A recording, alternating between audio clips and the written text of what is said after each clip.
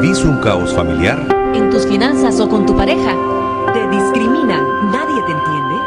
¿Tenés alguna denuncia o problema al que nadie da respuesta? Queremos ayudarte en nuestro segmento Debates y Soluciones. Con 69 votos a favor, 15 en contra y 5 abstenciones, fue aprobada la Ley 822 de concertación tributaria la mañana de este miércoles, discutida hace días en la Asamblea Nacional. La reforma tributaria con la que se pretende recaudar 10.100 millones de córdobas para cubrir el déficit presupuestario. El proceso de aprobación se dio previo a unas horas de la reinstalación del diálogo nacional. Con esta ley se persigue incrementar las retenciones mensuales a cuenta del impuesto sobre la renta que pagan las grandes empresas con un anticipo de un 3%. La ley tributaria incrementará el impuesto a los casinos y salas de juego por considerar un comportamiento positivo en cuanto a su desarrollo. Asimismo, para los productos como el cigarrillo, bebidas alcohólicas, azucaradas y energizantes, y mercancías contaminantes y de bajo consumo nutricional. Exoneración a productores. Para hacer uso del beneficio de exoneración, los beneficiarios deberán de estar inscritos ante el registro de la autoridad competente, quien emitirá, en su caso, el aval para la exoneración. El Ministerio de Hacienda y Crédito Público aprobará la exoneración por el valor de los impuestos.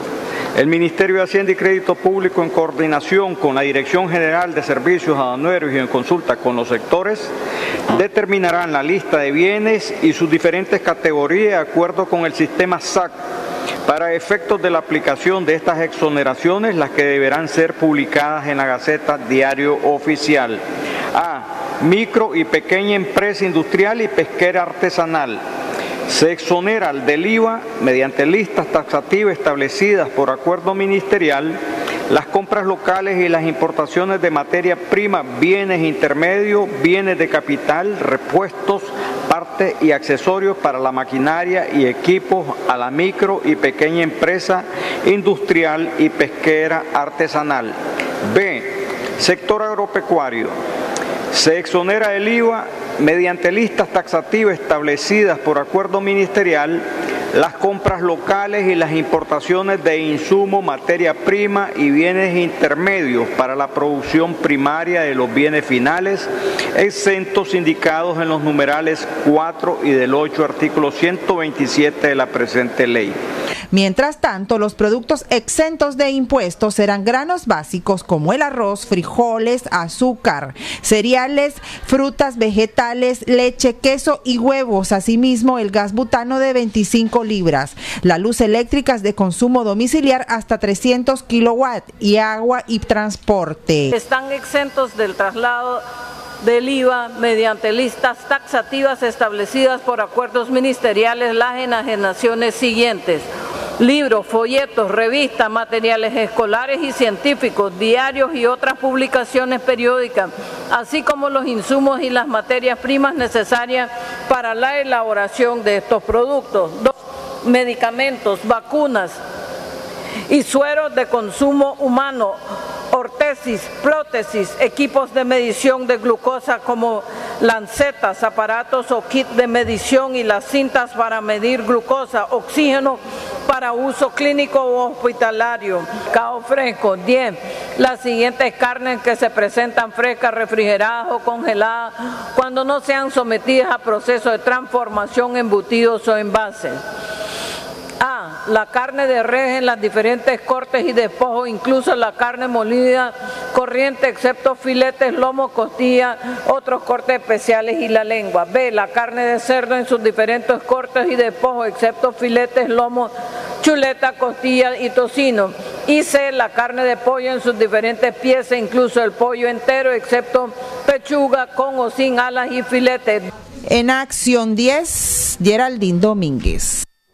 Bien, ya se aprobó en lo general esta reforma y ¿qué va a pasar? ¿Va a continuar el proceso para ver artículo por artículo, inciso por inciso, y ver qué queda y qué no queda y qué se lleva a la práctica una vez entre en vigencia a partir de su publicación en la Gaceta Diario Oficial? Pero vamos a evaluar estos escenarios, porque recordemos que a la par de esto hay una negociación en el diálogo nacional, y quizá como parte de esta negociación puedan variar algunos aspectos de lo particular ya de esta reforma a la Ley de Concertación Tributaria. Vamos a hablar con dos expertos también del impacto, Michelle, que esto tiene, ese impacto que puede tener y que la gente lo debe comprender, la población en general.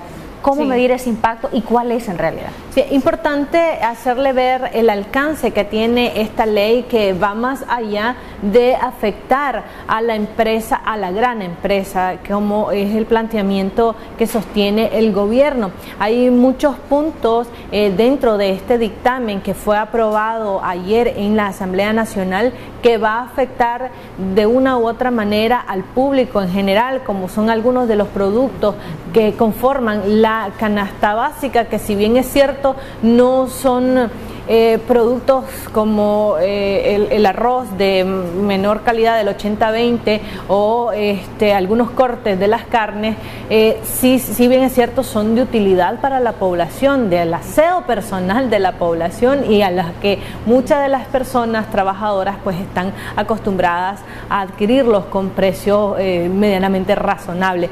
Para ello se encuentra con nosotros Luis Núñez y Luis Murillo, ambos economistas, que estaremos abordando acerca de este impacto y cuáles son los puntos que se van a estar discutiendo, porque ahora viene una discusión dentro de la Asamblea Nacional de artículo por artículo de esta propuesta de ley y de esta iniciativa, y que podrían también ser sujetas de cambio, sí, o de que no será aprobada de manera integral, tal cual está. Así es. Luis Buenos Núñez. días, gracias. Bienvenidos a los dos. Iniciamos con usted, Luis Núñez, primero evaluando estos escenarios. O sea, ¿será que pueda variar? ¿Será que se va a aprobar de manera íntegra? ¿De qué dependerá esta variación? Y luego con Luis Murillo el impacto, ¿verdad? Es importante hacer la aclaración, ¿verdad? La ley fue aprobada en lo general, no necesariamente ya esta es una ley de la República. Este proyecto de ley ahorita fue aprobado en lo general, falta la discusión en lo particular, efectivamente. Porque esto genera especulación. Dice, se aprobó en lo general el paquetazo fiscal, dice, y todo, pero todavía no está aprobado. En la práctica, en la Asamblea Nacional hay leyes que se han aprobado en lo general y pasan años, décadas, incluso ahí quedan prácticamente sin aprobarse. Y ahí quedan pues engavetadas. Y por tanto jamás se publica en la Gaceta y jamás entran en vigencia. No entra en vigencia. Y después pasa ahora la discusión, falta la discusión en lo particular, donde sí se pueden hacer cambios. Efectivamente, vía mociones, los diputados dicen, bueno, este artículo lo vamos a cambiar, ya no vamos a incluir este producto, por ejemplo, en los exonerados, entonces podemos hacer un cambio dentro del plenario. Recordemos que la máxima autoridad, la que aprueba las leyes en este país, es el plenario, ¿verdad? Entonces, en el plenario se discuten todo eso y se van metiendo las mociones, ¿verdad? Es posible que se discuta hoy mismo, y es posible que no se discutan y que quede en el aire. Yo creo que sería un error esto llevarlo a la mesa de negociación del diálogo, no tiene nada que ver con el diálogo, esto definitivamente, porque son negociaciones que bien los puede hacer el sector privado con el gobierno, bilateralmente, que discutan esto con las organizaciones de consumidores, etcétera. Pues creo que el diálogo político debe conservar su esencia, que es la esencia política en este caso, pues. Y vamos a ver que hay una serie de también factores que sí afectan a la población. No es tal de que la canasta básica esté totalmente exonerada, ¿verdad? Ahí, como él lo leyó un diputado, pues hay bienes de capital, bienes intermedios para producción industrial que se van a ver afectados, ¿verdad? Por esto. Y que por ende el costo va a ser trasladado al consumidor final. Por supuesto. Que es lo que decían, está bien, no se le va a gravar a los productos de la canasta básica, pero sin embargo los insumos de producción sí. Muchos productores están ya comenzando a resentir precisamente el incremento de los costos de producción porque los insumos están siendo caros. Veamos un ejemplo sencillo: el camión que va a traer los frijoles a la finca, ¿está exonerado? Yo no veo que esté exonerado. Las llantas, esto, lo otro, porque no son cooperativas, sino que son empresas. ¿Ya? Y eso encarece, además el precio del petróleo va subiendo, de los combustibles está subiendo, el precio de la energía también sube. Entonces, es relativo el hecho que digan, bueno, el producto final está exonerado, pero detrás de eso hay toda una cadena para llegar a ese producto final, que no toda la cadena está exonerada. Decían algunas autoridades o personalidades que representan al gobierno que ya se hizo cierto ajuste y que no iba a ser como la propuesta inicial que se tenía. Es decir, que en materia de algunos insumos, por ejemplo, para la agricultura, para la ganadería, habían sido un tanto flexibles y habían disminuido ese impacto que podrían tener.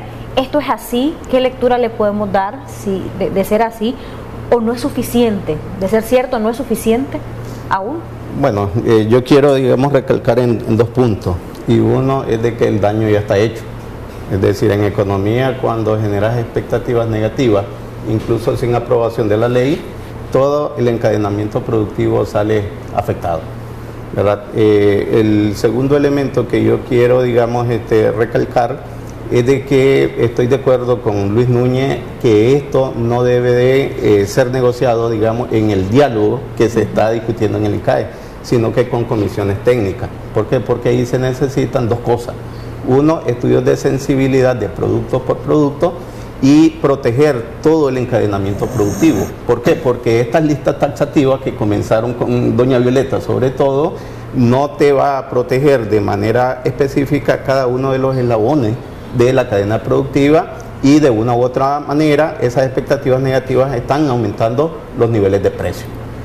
Yo también quería recalcar 2 o 3 puntos que a mí me llamaron la atención. Yo leí el dictamen e identifiqué 10 puntos orales que a mí me parecieron importantes, pero solo voy a concentrarme, digamos, en 3 nada más. En primer lugar, en todo, digamos, el dictamen se habla de hacer una reversión del sistema tributario de carácter regresivo a uno de carácter progresivo. Sin embargo, en el mismo dictamen han habido 4 modificaciones a partir del 2012, 2014, 2015. Eso es contrario a lo que plantean. Entonces. Sí, entonces, ¿qué es lo que sucede? El problema no es en este caso establecer parches de retención, digamos, al IR definitivo. El problema es más estructural. Por ejemplo, en una parte de la regresividad que se puede analizar. Walmaro acá dijo, y está en el dictamen, que hay un universo de 135.000 empresas, de las cuales 400 son grandes y principales, le llaman ellas, como 600. Entonces dice, bueno, el mismo dictamen es progresivo porque prácticamente se está afectando a menos del 1% del universo. Sin embargo, la mayor parte de las micro, medianas y pequeñas empresas son cuotas fijas, ante lo cual no están en este caso afectando porque no estaban afectadas antes de la reforma. Y otro elemento, si bien es cierto, es menos del 1% en cuanto a número, vaya a ver cuánto representa la recaudación, más del 80-85%. Y en el caso de los de cuotas fijas, ¿qué nivel de afectación tendrían, por ejemplo? No tienen ningún nivel de afectación porque ellos tienen que pagar una cuota relativamente fija. Yo siempre he dicho de que si nosotros queremos cambiar de regresividad a progresividad, hagamos un estudio de cada uno de los contribuyentes y aquellos que prácticamente pueden pagar, que paguen. Solo en el mercado oriental, y yo lo he dicho muchas veces, hay mucha plata, se mueve mucha plata y son cuotas fijas.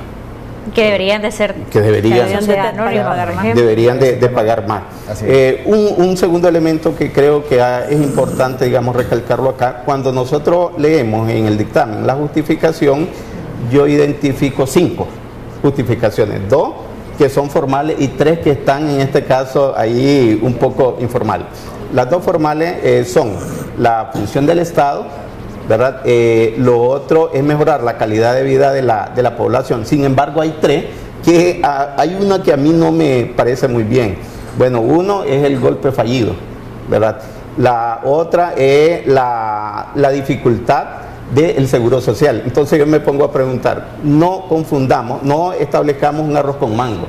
Una cosa es la parte tributaria que vamos a discutir acá y otra cosa es el mal manejo que se hizo del seguro social, y no solo de este gobierno, de la mayor parte de los gobiernos, y por qué los contribuyentes van en este caso a cargar con la mayor parte. Pero se supone que para el Seguro Social ya hay una alternativa para buscar la salvación del Seguro Social, y ahora se menciona aquí también. Sí, se como menciona, incluso queda, digamos, algo en el aire, porque dice que parte de los recursos, un porcentaje que no dicen cuánto, se va, digamos, a dirigir a fortalecer, que tengo entendido que ahorita han trasladado cerca de 4.000 millones de Córdoba. Ahora, esta transacción o este envío de dinero del Estado a la institución es correcta, se debe de hacer de esta manera o plantearse en esta ley que es de recaudación precisamente. De manera, la impresión de ambos. De manera coyuntural, en este tipo de crisis creo que sí, pero en una verdadera reforma fiscal y reforma de seguro social, las cosas tienen que quedar claras. ¿Por qué? Porque no podemos estar cubriendo errores políticos de gobierno con la bolsa, digamos, del contribuyente. Y cada institución debería ser autosostenible. Claro, y el por buenas medidas administrativas, ¿no? Así es. Luis Núñez. Es que en este caso el gran problema es que aquí se está creando un bolsón y se está haciendo una costumbre. Es decir, vamos a tener un bolsón, bueno, esta vez la reforma tributaria vamos a salvar a X. En este caso el INS, por ejemplo, después va a ser la empresa de puerto, por decir algo, después va a ser la otra empresa, después va a ser el otro. Puede sentar un mal precedente. Es que ya está, el problema es eso, que estamos revolviendo todas las cosas. O sea, hay un bolsón y ahí va todo el dinero, que va a ser para eso. Lo vamos a ocupar para tapar este hoyo aquí, vamos a tapar el otro hoyo, cuando no, el INS debe salvarse solo. Hay que buscar todas las medidas técnicas, financieras y económicas para que el INS se pueda salvar. ¿Se puede? Claro, hay varias propuestas para salvar el INS. Ya regresamos con esas propuestas que usted nos puede compartir en Acción 10 en la mañana después del corte comercial. Continuamos con más en Acción 10 en la mañana y nos quedamos en esas propuestas que pueden haber para que el Seguro Social se salve solo. ¿Existe esta posibilidad realmente? Ya vamos a abordarlo, pero también cuáles son las conclusiones de nuestros dos expertos que nos acompañan hoy día para ver qué puntos consideran ellos que deberían de modificarse cuando se pase a la discusión en lo particular para ser aprobada en su totalidad ya esta reforma tributaria. Vamos a hablar con ellos. Luis, nos quedamos precisamente en eso. ¿Qué puede hacer el INS para salir solo de su crisis? Claro, aquí hay dos propuestas. Primero, la reforma que está en la Asamblea, o mejor dicho, la primera reforma es la del INS, ya está en vigencia, creo, a partir del 1 de febrero. O sea, esa es una, ese es el INS. Y la otra es la que se está discutiendo en la Asamblea, que es la reforma tributaria. Son dos cosas totalmente diferentes. No podemos revolver esta con esta. Ahí vamos mal. Vamos mal. Porque el INS tiene sus propios problemas y tiene que buscar cómo resolverlo. La relación de gastos, por ejemplo, en el INS, para comenzar, número uno, la relación de gastos administrativos, de una serie de gastos operativos, inversiones, etcétera, es demasiado alta con respecto a lo que estás teniendo tus ingresos. Hay que revertir esa relación y que por lo menos esté en un nivel de balance de ambas. Ahora, ¿qué pasó con toda la inversión? Que el INS ha hecho muchas inversiones. No voy a cuestionar que si hay o no hay corrupción ni nada de eso, sino yo lo que cuestiono es ¿por qué no informan? Sí. ¿Por qué no se dice, está bien, hicimos una inversión de tantos millones y qué pasó con esa inversión? Los jueces estaban prestando. Dice Enrique Bolaño o Arnoldo Alemán hicieron unas inversiones que no se sabe nada. Ok, ¿a dónde está el proceso contra esos funcionarios? ¿Dónde está ese dinero? Se habla de un CENIS que se emitió con el gobierno de Doña Violeta que costó alrededor de 7 millones, que ahora ya debe ser mucho más, indexado, pues. Estamos hablando de mucho más dinero, pero ¿dónde está ese dinero? Que decía que los dos gobiernos siguientes se negaron a pagárselo al INS. O sea, obligaron al INS a comprar un certificado por alrededor de 7 millones para pagarle a una empresa privada. Está bien, ok, no hay problema, pero ¿dónde está ese dinero? No hubo regresión del... Hicieron una ley de 500 millones para pagarle al INS, pero son préstamos de rey. Un préstamo de eso, todo el mundo estaría feliz. 500 millones de dólares a pagarse en 20, 40 años. ¿Verdad? Y no sabemos si efectivamente se están haciendo... Se está haciendo, por lo menos en los últimos 3 presupuestos ahí van incluidos. Pero, es decir, tenemos eso. Lo otro es que el INS tiene que ser una entidad autónoma. Eso permite que a la hora de querer sacar dinero, a la hora de querer hacer inversiones, se rijan por la misma reglamentación de la institución y no por el criterio del Ejecutivo. El problema es que el Ejecutivo del INS es un empleado del Ejecutivo del país, es decir, del presidente. Entonces las decisiones están condicionadas. Mientras eso pase, también eso va a tener un efecto muy negativo en ¿A partir de cuándo dejó de ser una entidad autónoma? Decían, sí, alrededor de 1970, bueno.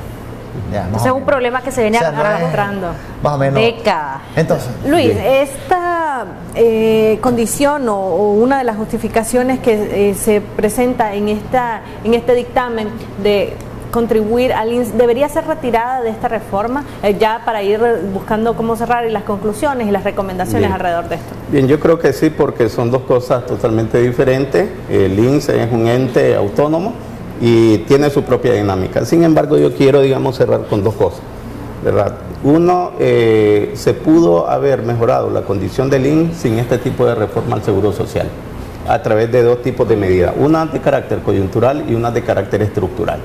De carácter coyuntural muy rápido. Uno, los gastos administrativos, ¿verdad? No es posible que hayamos pasado de 1.500 a más de 4.000 trabajadores en el Seguro Social, con todos los niveles tecnológicos que tenemos ahorita. Y lo otro, el manejo de la inversión. Eso es de manera coyuntural. De manera estructural, yo creo que se debe hacer una revisión de cada uno de los 4 elementos de las pensiones, la vejez y muerte, riesgos profesionales, de tal manera de que el contribuyente al Seguro Social pueda, en este caso, aportar, pero tener un determinado nivel de beneficio. Y termino con esto.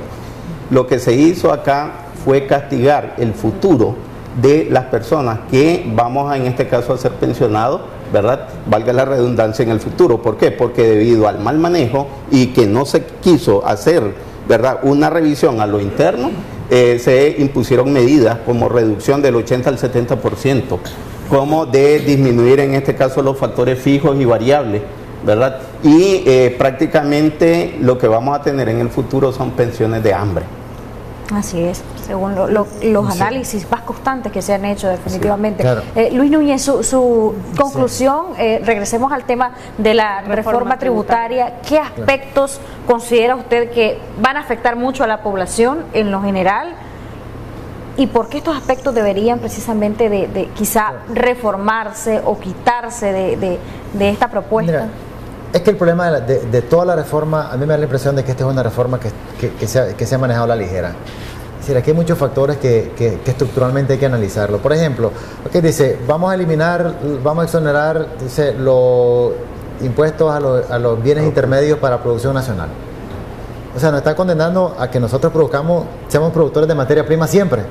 Es decir, a que no haya una mejora en el producto. Porque los bienes intermedios, los bienes de capital intermedio para producción industrial, los está grabando. Es decir, entonces, ¿cuál es el fomento? O sea, vamos a ser entonces un país de agricultores. Ni siquiera vamos a ser un país agropecuario, un país de agricultores. Entonces, todo eso hay que analizarlo bien.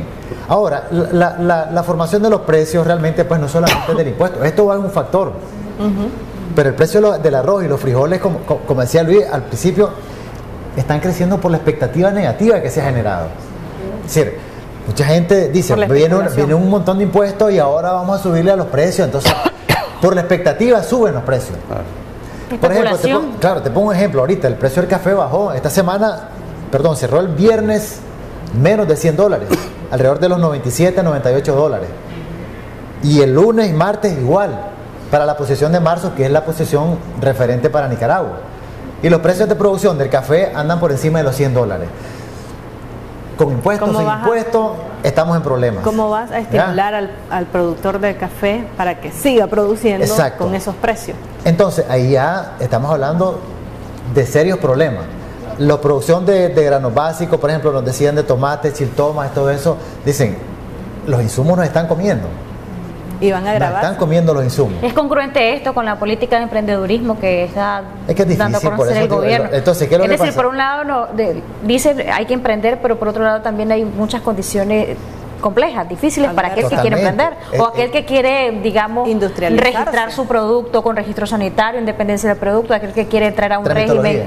Sí, en toda esta parte, ¿no? Claro. Mira, yo en eso rompo el molde, digamos. Yo sigo creyendo en el emprendedurismo. Y mi llamado siempre es, hay que seguir insistiendo, hay que luchar, ¿de acuerdo? Pero también hay que analizar bien, miren, hay muchas cosas que también tienen que ver con conocimiento, con estudiar bien el entorno, porque hay muchas cosas que pueden ayudar. pueden ayudar haciendo un buen análisis de por ejemplo, de las leyes tributarias. Ahí hay escudos que pueden ayudar a las empresas, las pequeñas, las medianas. Las grandes tienen sus analistas. Ellos están revisando cada centavo que pueden ahorrarse. Pero el pequeño y el micro y algunos de la parte mediana, esos tienen problemas. Entonces, pero yo te digo, hay cosas en la reforma que hay que revisar bien, porque nos está afectando el modelo de desarrollo que nosotros queremos. Como digo, o sea, eso ya, tal vez el impuesto no va a ser una gran cosa, pero te está dando la pauta del modelo que nos están vendiendo. O sea, vamos a seguir siendo productores de materia prima. Sí. Además de que en el caso del emprendedurismo se ha tomado, digamos, a la ligera. Se ha sacado como un tema en el momento en donde el mercado laboral ha sido ajustado. Yo creo que es un buen tema que podemos tocar en el futuro. Podemos retomarlo, esto del emprendedurismo. ¿Realmente se puede emprender en un momento como este? ¿Hay condiciones? Yo te digo una cosa, mira, a mí me llamó la atención una vez, y te digo, una vez me llamó la atención, después de unos ataques en Palestina, ya, decían, ¿dónde fue el ataque? En una zona de comercio fuerte, había pizzerías, había un montón de cosas, pero si es una zona, ¿cómo es que la gente anda comiendo pizza, anda comprando en una zona de guerra? Y tiendas de marca. O sea, ahí no menciono pues, y había tiendas de marca y había restaurantes, digo, entonces sí se puede. Se puede. Pero el Ejecutivo con sus políticas y el Legislativo deben ayudar a esto. ¿Cómo es posible que me digan, voy a grabar los bienes intermedios para la industria, es decir, para el procesamiento? Ese es el futuro que nosotros debemos de apuntar a eso. Para la pequeña industria. Ya. Sí. Y nos dicen, vamos a exonerar, entonces sigamos produciendo frijoles nada más, vamos a hacer... Vamos a tocar ese tema del emprendedurismo con un análisis cuantitativo y cualitativo con ambos. Es interesante. Quedan invitados ya. Muchas gracias por habernos acompañado.